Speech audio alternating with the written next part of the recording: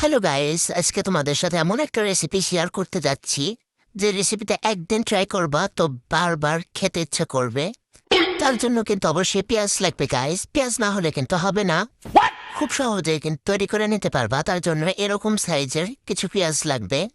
পেঁয়াজগুলোকে বেশি পাতলা করে কাটা যাবে না, এরকম সাইজে করে কেটে নিতে হবে। এরপর একটা পাত্রে নিয়ে নিচ্ছি 1 কাপের কিছুটা কম বেসন। এরপর নিয়ে নিলাম হাফ কাপের অর্ধেক পরিমাণ চালের গুঁড়ি।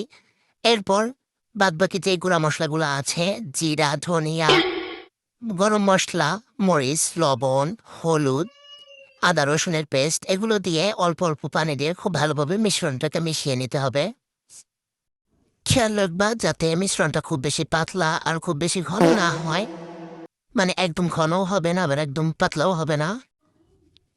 এরপর মিশ্রণের ভিতরে পেঁয়াজের ঘাড়গুলোকে চুবিয়ে তেলে ছেড়ে দেবা গাইস।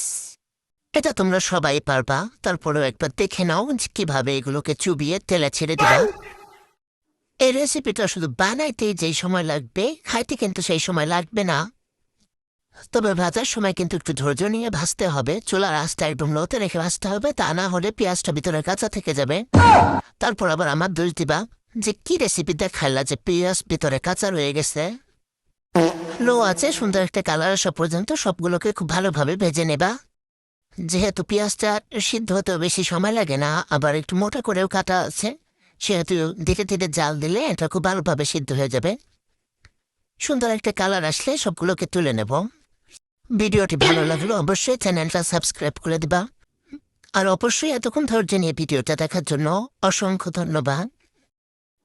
সুন্দর একটা কালার আসা পর্যন্ত নেড়ে চেড়ে ভেজে নিচ্ছি। এই নাস্তাটা কিন্তু খুবই সহজে তৈরি করে নেওয়া যাবে, অল্প সময়ের মধ্যেই তৈরি করে নিতে পারবা। এটা আমি সবগুলো পাকোড়া তৈরি করে নিয়েছি, এখন আমি খাবো আর তোমরা দেখো। সরি গাইস, অবশ্যই বাসায় ট্রাই করে দেখবা আর আমাকে জানাবা কেমন হয়েছিল।